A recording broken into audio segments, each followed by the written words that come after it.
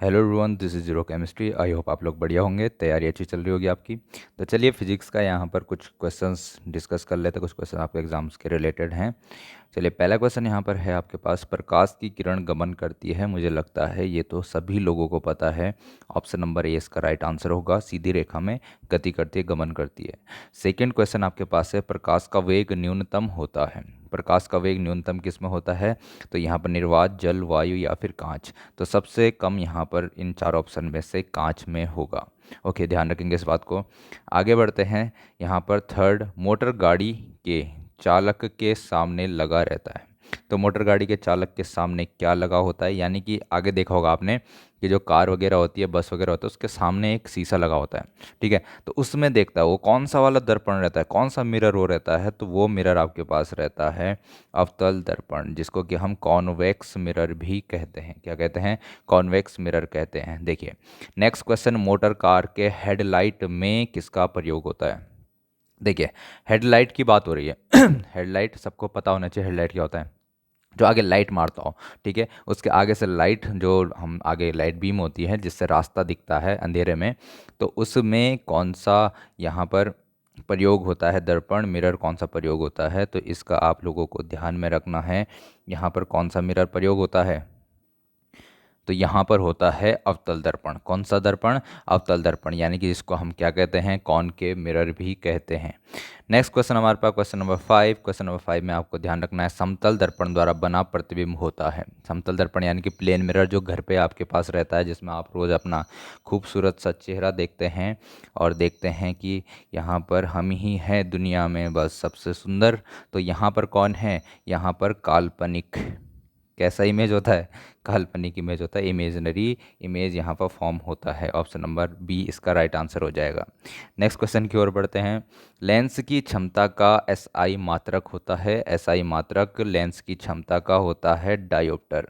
Dioptre यहाँ पर क्षमता का मात्रक होता है। पावर जिसको कहा जाता है, तो पावर हमको पता है 1/f। एफ यहाँ पर फोकल लेंथ, जिसको कि क्या कहते हैं? फोकल लेंथ कहते हैं। फोकस दूरी या फोकसांतर भी इसको कहा जाता है। और ये हम लेते हैं मीटर में। किस में? इसकी यूनिट मीटर होती है। तो 1/f जो निकल कर आएगा p, यानी कि हमारे पास क्या है? ये यहाँ पर पावर है, क्षमता है, इसकी यूनिट डायोप्टर होती है। कैपिटल डी से इसको डिनोट किया जाता है। ठीक है, नेक्स्ट क्वेश्चन हम यहाँ पर देख लेते हैं। प्रकाश की किरणों का पथ दर्शाने वाले चित्रों को क्या कहा जाता है? तो किरण आरेख कहा जाता है। नॉर्मल सा है, इसमें ज़्यादा हमको दिक्कत देने वाली बात नहीं है। क्वेश्चन नंबर 8, टू डायोप्टर क्षमता वाले लेंस का फोकसांतर होता है। तो टू डायोप्टर बात कर रहे हैं हम यहाँ पर। तो टू डायोप्टर कब आया होगा? टू डायोप्टर कब आया होगा? जब P इक्वल टू यहाँ पर कितना रहा होगा? हमने बोला यहाँ पर 1 है और नीचे आ जाए हमारे पास कितना? 0.5 आ जाए, 0.5 मीटर आ जाए। 0.5 मीटर आएगा तभी जाकर ये टू डायोप्टर बनेगा। ठीक है, तो 0.5 आएगा तभी ये टू डायोप्टर बनेगा। तो 0.5 मीटर को क्या कहते हैं? 50 सेंटीमीटर कहते हैं। क्या कहते हैं? 50 सेंटीमीटर कहते हैं। कहाँ है ऑप्शन? ऑप्शन नंबर डी इसका राइट आंसर हो जाएगा। ऑप्शन नंबर डी इसका राइट आंसर हो जाएगा। ठीक है, कर लेंगे इसको, सिंपल सा क्वेश्चन है। किसी उत्तल लेंस का फोकसांतर 50 सेंटीमीटर है तो उसकी क्षमता होगी। तो देखो भाई, 50 सेंटीमीटर है तो क्षमता आने वाली है टू डायोप्टर। क्षमता क्या आने वाली है? टू डायोप्टर आने वाली है। अब ये प्लस हो सकती है, माइनस हो सकती है, ये डिपेंड करेगी किस चीज़ पे? कि लेंस कौन सा है। यहाँ पर उत्तल लेंस है या फिर अवतल लेंस है। तो उत्तल लेंस के लिए जो क्षमता होती है वो धनात्मक होती है। उत्तल लेंस की क्षमता क्या होती है? धनात्मक होती है। और अवतल लेंस की क्षमता क्या होती है? ऋणात्मक होती है। तो इसका तो ऑप्शन नंबर कौन सा हो जाएगा? डी यहाँ पर हो जाएगा। ठीक है, कर लेंगे इसको। बेसिक सा क्वेश्चन है। प्रकाश के किरणों के समूह को क्या कहते हैं? किरण पुंज कहते हैं। क्या कहते हैं? किरण पुंज यहाँ पर कहा जाता है। Option number B right answer हो जाएगा। यहाँ पर अगला क्वेश्चन, उत्तल लेंस की क्षमता होती है। उत्तल लेंस की क्षमता कैसी होती है? तो सबको पता है, धनात्मक होती है। अवतल लेंस की क्षमता कैसी होती है? ऋणात्मक होती है। ठीक है, बेसिक क्वेश्चन है। उत्तल लेंस को और क्या कहते हैं? क्या कहेंगे इसको? अभिसारी लेंस या फिर अपसारी लेंस। तो ध्यान रखने वाली बात यह है कि उत्तल लेंस जो होता है वो किरणों को क्या करता है? एक जगह पे फोकस करने का काम करता है, एक जगह पे फोकस करने का काम करता है।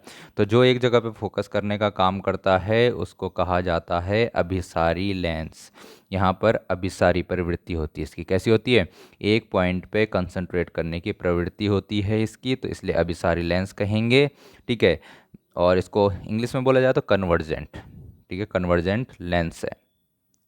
और देखें यहाँ पर अवतल लेंस को क्या कहेंगे? तो अवतल लेंस को कहेंगे अपसारी, यानी कि ये किरणों को फैला देता है। ये किरणों को क्या करता है?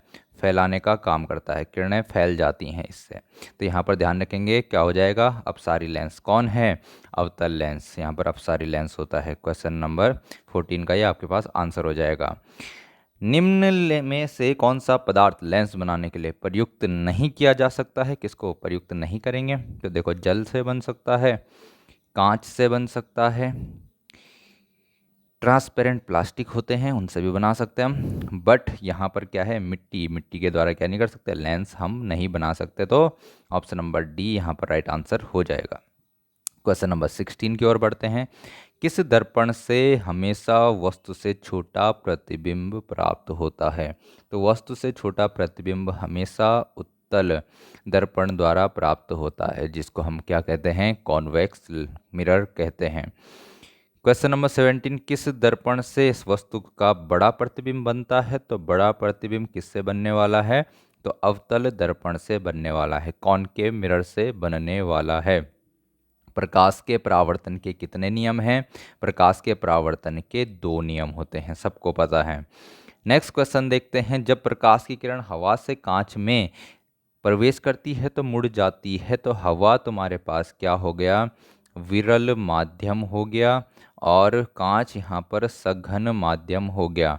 जब प्रकाश की किरण विरल माध्यम से सघन माध्यम की ओर में प्रवेश करती है तो किधर? अगर मैं बोलूँ ये कांच है और ये हवा थी, तो एक किरण ये आई, यहाँ पर टकराई, ये अभिलंब है। ठीक है, तो कांच में घुसते ही ये अभिलंब की ओर झुक जाएगी। ठीक है, तो ये अभिलंब, ये है हमारे पास अभिलंब, इसकी ओर झुक जाएगी। ठीक, किधर है? तो अभिलंब के निकट आ जाएगी। ऑप्शन नंबर 20 का राइट आंसर हो जाएगा। नेक्स्ट क्वेश्चन देखते हैं। क्वेश्चन नंबर 20, फोटोग्राफी कैमरा का अभिदृश्यक लेंस होता है। फोटोग्राफी क्या है हमारे पास? कैमरा, उसका अभिदृश्यक लेंस कैसा होता है? तो उत्तल लेंस होता है। यहाँ पर कॉन्वेक्स लेंस होता है। ठीक है, हम जल्दी जल्दी क्वेश्चन करेंगे। ये समझो तुम कि रिवीजन चल रहा है तुम्हारा, क्वेश्चन अटेम्प्ट करोगे तुम। आप लोगों को पहले ही बता दूं, ये वाले क्वेश्चंस उसमें अटेम्प्ट क्या बोलते हैं, टेलीग्राम चैनल में मैंने अपलोड करे हुए हैं। अगर आप लोगों के पास बहुत ही कम टाइम है तो आप वहां पर से देख सकते हैं क्वेश्चंस को, और एक उसमें आंसर उसके साइड में ही करे हुए हैं। तो मुझे नहीं लगता कि अगर आप उसको अटेम्प्ट करेंगे तो आपको आंसर दिखते रहेंगे, तो आपको पता नहीं चलेगा कि मुझे कितने क्वेश्चन आ रहे हैं, कितने क्वेश्चन नहीं आ रहे हैं। तो आप इस वीडियो को देख सकते हैं। बहुत शॉर्ट में वीडियो बना रहा हूँ, बहुत कम टाइम में, और आसानी से आप यहाँ पर से क्वेश्चन देख सकते हैं, साथ ही साथ उनके उसके बाद कि आपको आइडिया लग जाएगा कि कितने क्वेश्चन आप अटेम्प्ट कर पा रहे हैं। ठीक है, नेक्स्ट क्वेश्चन देखते हैं। साइड मिरर के रूप में प्रयुक्त होता है। साइड मिरर आपको पता है, वही जो दरवाजे के बाहर, शीशे के बाहर रहता है। ठीक है, मिरर जिससे हम पीछे की गाड़ियों को देखते हैं आते हुए। तो इसमें कौन सा प्रयोग होगा? तो आपको पता है यहाँ पर कौन सा मिरर, यस, उत्तल दर्पण। मिरर की बात हो रही है ना, तो दर्पण, यहाँ पर उत्तल दर्पण प्रयोग होता है, कर लेंगे इसको। क्वेश्चन नंबर 22, एक अवतल दर्पण की फोकस दूरी 10 सेंटीमीटर है, वक्रता त्रिज्या होगी। तो सबको पता है जो आर होता है वो 2 × F होता है।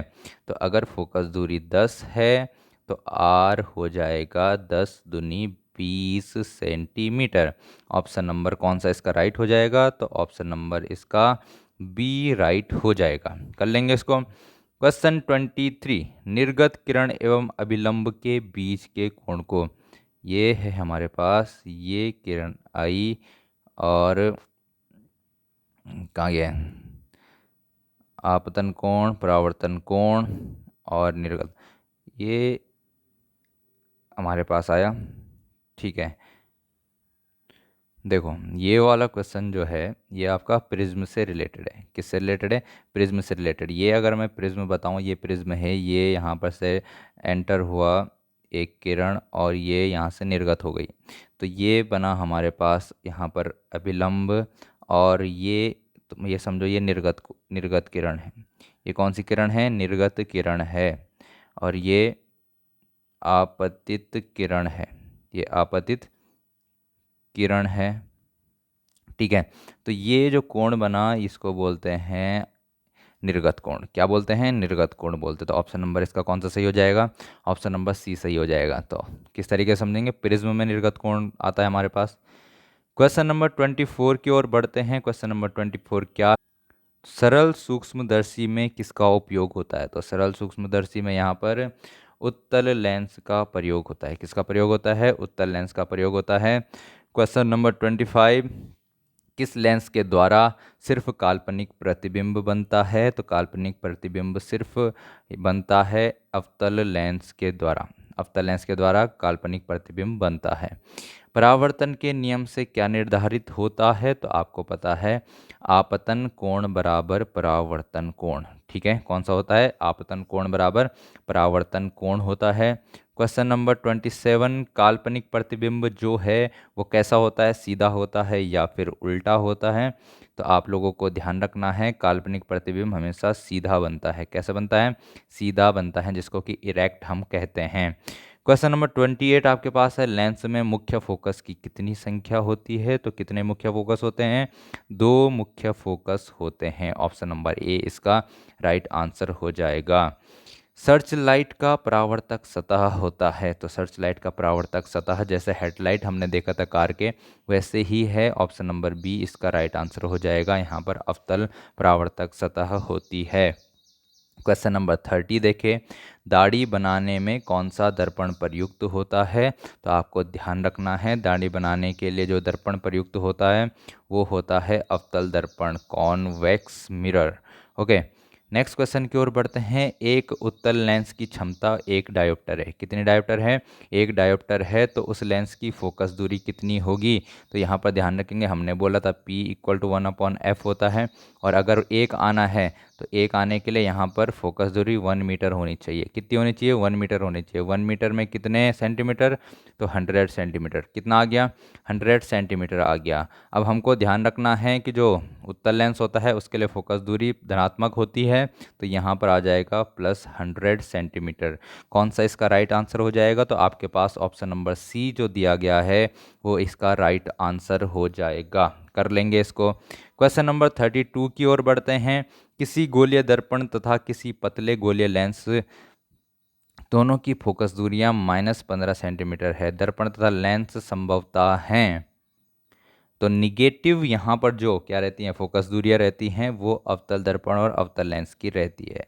ऑप्शन नंबर ए इसका क्या हो जाएगा? यहाँ पर सही हो जाएगा।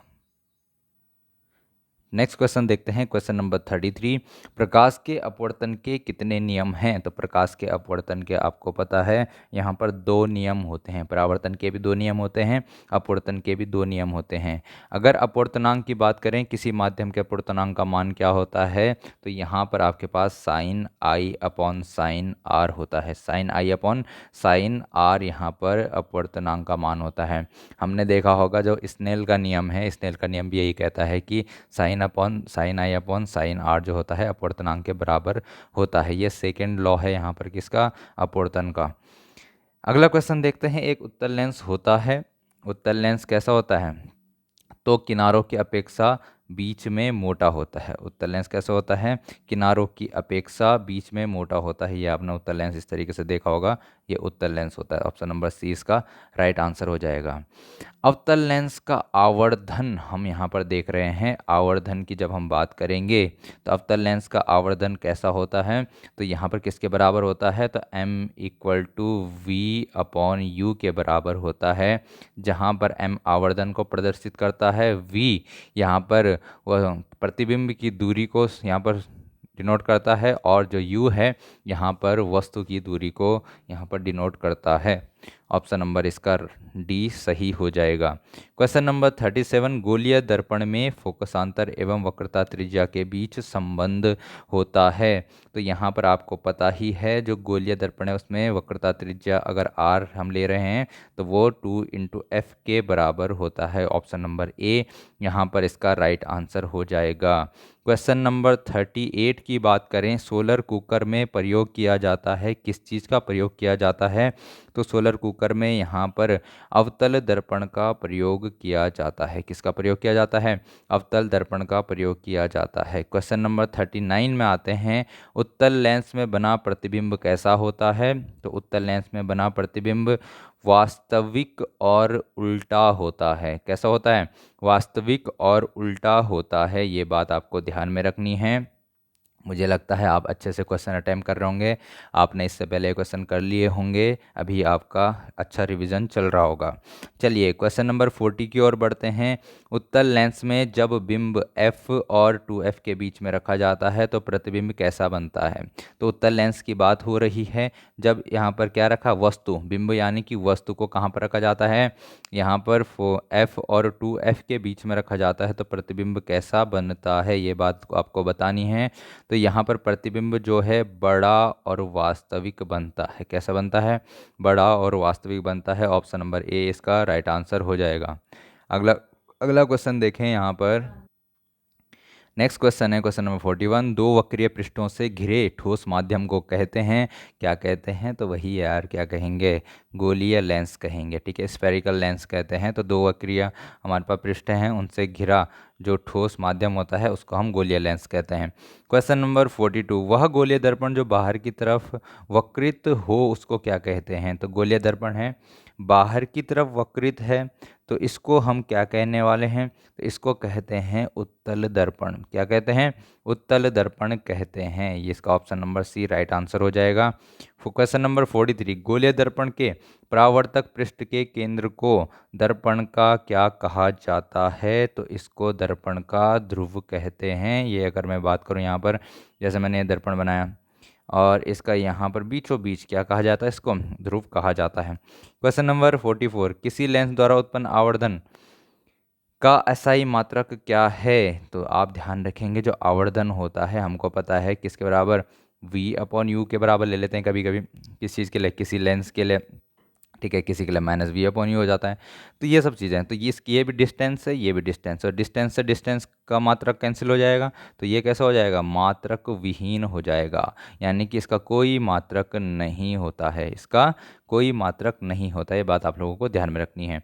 नेक्स्ट क्वेश्चन की ओर बढ़ते हैं। क्वेश्चन नंबर 45, लेंस के केंद्रीय बिंदु को क्या कहते हैं? तो लेंस के केंद्रीय बिंदु को कहा जाता है प्रकाशिक केंद्र। क्या कहा जाता है इसको? प्रकाशिक केंद्र कहा जाता है। तो लेंस के केंद्रीय बिंदु को प्रकाशिक केंद्र कहा जाता है, ऑप्टिकल सेंटर। ये देखो, जैसे ये बनाया हमने, यहाँ पर बीचों बीच जो होता है उसको ऑप्टिकल सेंटर कहते हैं, प्रकाशिक केंद्र कहते हैं। नेक्स्ट क्वेश्चन है हमारे पास, किसी शब्दकोश में पाए गए छोटे अक्षरों को पढ़ते समय आप निम्न में से कौन सा लेंस पसंद करेंगे? तो यहाँ पर आपके पास ऑप्शन है 50 सेंटीमीटर फोकस दूरी का अवतल लेंस, 50 सेंटीमीटर फोकस दूरी का उत्तल लेंस, 5 सेंटीमीटर फोकस दूरी का अवतल लेंस, या 5 सेंटीमीटर फोकस दूरी का उत्तल लेंस। तो पहली बात तो यहाँ पर ध्यान रखने वाली ये है कि हम यहाँ पर कौन सा लेंस यूज करेंगे? उत्तल लेंस यूज करेंगे। तो आपके पास अवतल वाले ऑप्शन तो दोनों कैंसिल हो जाएंगे। ठीक है, तो यहाँ पर हमारे पास उत्तल दर्पण उत्तल लेंस तो आ गया। ठीक है, तो उत्तल लेंस, क्योंकि उत्तल लेंस इसलिए ले रहे हैं हम क्योंकि हमको बड़ा प्रतिबिंब चाहिए, क्योंकि छोटे छोटे अक्षर हैं, उनको बड़ा देखने के लिए तो उत्तल लेंस का प्रयोग किया जाता है। अब बात आती है कि 50 सेंटीमीटर वाला लेना है या फिर 5 सेंटीमीटर वाला। तो देखो, 50 सेंटीमीटर वाले का आवर्धन कम होगा और 5 सेंटीमीटर वाले का आवर्धन ज़्यादा होगा। ठीक है, तो हमें ज़्यादा पावर वाला चाहिए। ज़्यादा पावर कब होगी? जिसकी फोकस दूरी कम होती है, क्योंकि हमने देखा था power is inversely proportional to focal length. तो हमारे पास ऑप्शन नंबर डी इसका राइट आंसर हो जाएगा कि 5 सेंटीमीटर फोकस दूरी वाला क्या लेना है हमें? यहाँ पर उत्तल लेंस लेना है, क्योंकि उसका आवर्धन ज़्यादा होगा और वो काफ़ी बड़ा यहाँ पर इमेज दिखाएगा। ठीक है ना, इसको हम कर लेंगे, option number D right answer होगा। क्योंकि ये क्वेश्चन मैं आपको इसलिए करा रहा हूँ क्योंकि कुछ क्वेश्चंस में आपको डाउट होंगे, तो आपके वो डाउट्स क्लियर हो जाएंगे, तो आप लोग बने रहिए, हम अच्छे से सारी चीज़ों को करने की कोशिश करेंगे। क्वेश्चन नंबर 47, दर्पण सूत्र कौन सा होता है? तो 1/f=1/v+1/u, ये आपको पता है दर्पण सूत्र है, मिरर फॉर्मूला जिसको कहा जाता है। गोलीय दर्पण का वक्रता केंद्र को किसी अक्ष से निरूपित किया जाता है? तो यहाँ पर बात कर रहे हैं किस से निरूपित किया जाता है, सीधे कर लो, किस से निरूपित किया जाता है ये लिख लेते हैं। तो गोलीय दर्पण का वक्रता केंद्र आपको पता है सी, सेंटर ऑफ कर्वेचर, यहाँ पर आपके पास कैपिटल सी से। निर्वात में प्रकाश की चाल है, ये छाल नहीं है, प्रकाश की चाल कितनी होती है? तो 3 × 10⁻, ये पावर में है भाई सब, ठीक है, 3 × 10⁻, ये पावर लग रखा है यहाँ पर, 3 × 10⁸ मीटर पर सेकेंड, क्या है? 3 × 10⁸ मीटर पर सेकेंड होती है निर्वात में प्रकाश की चाल। क्वेश्चन नंबर 50 की ओर बढ़ते हैं। क्वेश्चन नंबर 50 में आपको पूछा गया है, जो दंत विशेषज्ञ होते हैं, डेंटिस्ट होते हैं, मरीजों के दांतों का बड़ा प्रतिबिंब देखने के लिए किस दर्पण का प्रयोग करते हैं? तो आपको पता होना चाहिए अवतल दर्पण का प्रयोग करते हैं, वही दर्पण जो दाढ़ी बनाने के जो मिरर होता है उसमें प्रयोग किया जाता है। क्वेश्चन नंबर 51 की ओर बढ़ते हैं। पतले लेंस की आवर्धन क्षमता कितनी होती है? कम होती है या फिर ज़्यादा होती है? तो ये आपको बताना है। तो पतले लेंस की आवर्धन क्षमता कम होती है। मोटे लेंस की आवर्धन क्षमता उसका उल्टा हो जाएगा, अधिक होती है। कर लेंगे इसको। 53 देखते हैं यहाँ पर, अवतल दर्पण के ध्रुव और मुख्य फोकस के बीच रखे बिंब का प्रतिबिंब की प्रकृति क्या होने वाली है? तो एक वस्तु है जो कि कहाँ पर रखी है? ध्रुव और मुख्य फोकस के बीच में रखी हुई है, तो इसकी प्रकृति कैसी रहने वाली है? तो आपको ध्यान रखना है, यहाँ पर आभासी और सीधी प्रतिबिंब बनती है। तो प्रतिबिंब की प्रकृति आभासी, वर्चुअल एंड इरेक्ट होने वाली है। ध्यान रखेंगे, आभासी होगी तो हमेशा सीधी रहेगी, आभासी यानी कि काल्पनिक जिसको कहा जाता है। क्वेश्चन नंबर 54, उत्तल लेंस का प्रकाशिक केंद्र और मुख्य फोकस के बीच रखे बिंब का प्रतिबिंब की प्रकृति होती है। तो उत्तल लेंस के प्रकाशिक केंद्र यानी कि ऑप्टिकल सेंटर और मुख्य फोकस के बीच में रखा है कौन? एक वस्तु, उसका प्रतिबिंब की प्रकृति हमको बतानी है। तो इसके प्रतिबिंब की प्रकृति क्या होती है? तो आभासी और सीधी होती है। क्या होती है? आभासी और सीधी होती है। ये बात आप लोगों को ध्यान में रखनी है। नेक्स्ट क्वेश्चन की ओर बढ़ते हैं। क्वेश्चन नंबर 55, अवतल दर्पण के मुख्य फोकस पर रखे बिंब का प्रतिबिंब, यार मुख्य फोकस पर रखा है तो हमेशा ध्यान रखेंगे बिंब का प्रतिबिंब कहाँ बनेगा? तो हमेशा ये बनेगा आपका अनंत पर। कहाँ पर बनेगा? अनंत पर बनने वाला है, इन्फिनिटी पर बनता है। मुख्य फोकस पर रखेंगे तो इन्फिनिटी पर बनेगा, इन्फिनिटी पर रखेंगे तो मुख्य फोकस पर बनता है। ठीक है, ये बात वाइस वर्सा, ये अपोजिट होते हैं एक दूसरे के। अब मुख्य फोकस का प्रतिबिंब कहाँ बनता है? अनंत पे, और अनंत का प्रतिबिंब कहाँ पर बनता है? मुख्य फोकस पे बनता है। चलिए 56 की ओर बढ़ते हैं। उत्तल लेंस के मुख्य फोकस पर रखे प्रतिबिंब की स्थिति होती है। तो यहाँ पर सेम बात कर रहा है, 56 में भी आपका मुख्य फोकस पर रखा हुआ है, तो प्रतिबिंब कहाँ पर बनेगा? तो अनंत पर बनने वाला है। कहाँ पे बनने वाला है? अनंत पर बनने वाला है। ये सिंपल सी बात है, इंपॉर्टेंट क्वेश्चन है आपके एग्जाम के पॉइंट ऑफ व्यू से, यहाँ पर स्टार मार्क कर लेना। ठीक है, ये फेवरेट क्वेश्चन होता है। अवतल लेंस के मुख्य फोकस पर रखे बिंब का प्रतिबिंब की स्थिति कहाँ पर होने वाली है?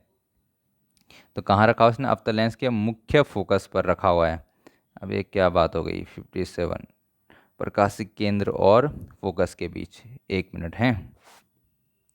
तो देखो यहाँ पर इसका क्या आंसर होने वाला है? तो यहाँ पर इसका आंसर हो जाएगा आपके पास ऑप्शन नंबर बी, जो है आपके पास प्रकाशिक केंद्र और फोकस के बीच में। देखो ये आपको ऐसे तो याद करने पड़ेंगे, बट अगर मैं आपसे बात कहूँ कि अगर आपने डायग्राम देखे हुए इनके, ठीक है, शायद मैंने आपको ये बताए थे, मैंने इसकी वीडियो भी बनाई होगी कि हाँ फिजिक्स में मैंने इसकी वीडियो बना रखी है, आप वो वीडियो जाकर देख सकते हैं। वहाँ पर मैंने आपको अच्छे से एक्सप्लेन किया हुआ है कि कैसे यहाँ पर इन चीज़ों को याद रखना है। ये डायग्राम से याद होंगे, ऐसे रटने की कोशिश करोगे तो आपके लिए बहुत मुसीबत हो जाएगी। आपको सबको कनेक्ट करते हुए यहाँ पर याद करना है। 2 टेबल हमने, 2 या 3-4 टेबल हमने इसमें देखी थी, वो टेबल आप आसानी से याद कर पाएंगे। कैसे याद कर पाएंगे? अगर आपने एक बार इसके डायग्राम ड्रॉ किए हुए होंगे। ठीक है, तो ये सारे के सारे क्वेश्चन यहाँ पर से आपके पास एक क्वेश्चन बनना ही बनना है, एक से ज़्यादा भी बन सकते हैं, तो इनको आपको याद करना बहुत ज़्यादा ज़रूरी है। मैंने आपको ये वीडियो करा रखी होगी, ठीक है, उसमें आप लोग देख सकते हैं। ठीक है, नेक्स्ट क्वेश्चन की ओर बढ़ते हैं। अवतल लेंस के सामने अनंत पर रखे बिंब का प्रतिबिंब की स्थिति क्या होने वाली है, तो अवतल लेंस के सामने हमको क्या रखना है, अनंत पर रखना है। तो इसका कहाँ पर बनेगा, तो आपको पता है फोकस पर बनने वाला है। कहाँ पर बनेगा, फोकस पर बन जाएगा। नेक्स्ट 59 की ओर बढ़ते हैं। अवतल दर्पण के सामने अनंत पर रखे बिंब का प्रतिबिंब कहाँ बनेगा, तो हमने अवतल दर्पण की बात की है, तो अवतल दर्पण का अनंत पर रखा है वस्तु, तो प्रतिबिंब कहाँ बनेगा, तो प्रतिबिंब फोकस पर बनेगा, मैंने आपको बता रखा है। नेक्स्ट क्वेश्चन की ओर बढ़ते हैं। तो लेंस के प्रकाशीय केंद्र से गुजरने वाली प्रकाश किरणें अपवर्तन के पश्चात क्या होता है, तो अगर कोई भी प्रकाशीय केंद्र से गुजर रही है तो उस पर कोई विचलन नहीं होता है, उसमें कोई विचलन नहीं होता है। यहाँ पर आप लोग इसको ध्यान रखेंगे, ठीक है। तो यहाँ पर कोई विचलन नहीं होने वाला है। नेक्स्ट क्वेश्चन देखते हैं। मुख्य फोकस से गुजरने वाली प्रकाश किरण उत्तल लेंस से अपवर्तन के पश्चात क्या होता है, तो आपको पता है कि क्या है, मुख्य फोकस से गुजरेगी तो अपवर्तन के पश्चात क्या होने वाला है, उसमें ये निर्गत किरण मुख्य अक्ष के समांतर हो जाती है। क्या होती है, मुख्य अक्ष के समांतर हो जाती है। और नेक्स्ट क्वेश्चन देखते हैं, और ये आखिरी क्वेश्चन रहने वाला है, ठीक है, कि मुख्य अक्ष के समांतर आने वाली कोई प्रकाश किरण अवतल लेंस से अपवर्तन के पश्चात क्या होता है, तो समांतर आ रही है तो कहाँ से जाएगी, तो यहाँ पर आपको ध्यान रखना है ये किस पे यहाँ पर होगा, तो अवतल, ये हमने बोला कि समांतर आ रही है, क्या है, ये समांतर आ रही है, तो ये अपवर्तन के पश्चात दूर होने लगती है। क्या होने लगती है, दूर होने लगती है मुख्य अक्ष से। ये मुख्य अक्ष है, ये मुख्य अक्ष से दूर होने लगेगी तो कौन सा है यहाँ पर, निर्गत किरण मुख्य अक्ष से दूर होने लगती है। ऑप्शन नंबर डी इसका राइट आंसर हो जाएगा। जब कैसा रहता है, यहाँ पर लेंस अवतल होता है, तो अवतल लेंस के लिए ये वाला केस आपको ध्यान रखना है। देखो, ये जो आपके पास लेंस वाला कॉन्सेप्ट था, लेंस में कहाँ पर वस्तु रखेंगे, कहाँ पर प्रतिबिंब बनेगा, इसके लिए मैंने आपको एक अलग से वीडियो करवा रखी है फिजिक्स में, देख लेना उसको। उसमें मैंने आपको अच्छे से एक्सप्लेन किया हुआ सारी चीज़ें, और वहाँ पर कुछ टेबल थे टेबल भी मैंने आपको बोला था कि ये टेबल्स आपको याद रखने हैं, बहुत ही ज़्यादा इंपॉर्टेंट टेबल हैं। आपके पास 101% वहाँ पर से 1 या 2 क्वेश्चन पूछे जाने वाले हैं, ठीक है। तो आप मेहनत करिए, और बाकी आपके पास मटेरियल अवेलेबल है सारा, और क्वेश्चंस मैं आपको करा ही रहा हूँ। जिन लोगों ने पहले ये क्वेश्चन कर लिए हैं उनका एक बार और रिवीजन हो जा रहा होगा। चलिए फिर मिलते हैं नेक्स्ट लेक्चर में, कुछ और क्वेश्चंस के साथ आपको मिलूंगा। तब तक के लिए आप लोग पढ़ते रहिए।